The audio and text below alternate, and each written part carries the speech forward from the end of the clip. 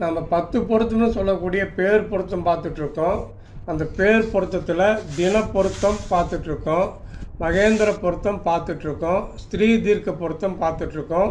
இந்த மூணையும் பொறுத்த வரைக்கும் 13 நட்சத்திரத்துக்கு மேலே போனால் உத்தமம், அவ்வளோதான். இப்போ தின பொருத்தத்தில் 2, 4, 6, 8 இந்த நட்சத்திரங்கள் உத்தமம்னு கொடுத்துருக்கான். மகேந்திர பொருத்தத்தில் 1, 4, 7, 10 இந்த நட்சத்திரங்களை உத்தமம்னு கொடுத்துருக்கான். அதே கணக்குப்படி பார்த்தா மகேந்திர பொருத்தத்துக்கு புத்திர விருத்தின்னு சொல்லி கொடுத்துருக்கான். ஆனால் ராசி பொருத்தத்தில் 2வது ராசி, 5வது ராசி, 6வது ராசி அதமம் அப்படின்னு சொல்லி கொடுத்துருக்கான். 8வது ராசி இருக்கக்கூடாதுன்னு சொல்லி கொடுத்துருக்கான். இதனுடைய பலன் வம்ச விருத்தி அப்படிங்கிறது. அப்போ 4வது நட்சத்திரமும் தினப்பொருத்தத்தில் 4வது நட்சத்திரமும் உத்தமம்னு சொல்லி கொடுத்தா அது 2வது ராசியாக தான் அமையும். அப்போ அந்த 2வது ராசியான அதமம் அப்படின்னு சொன்னால் வம்ச விருத்தி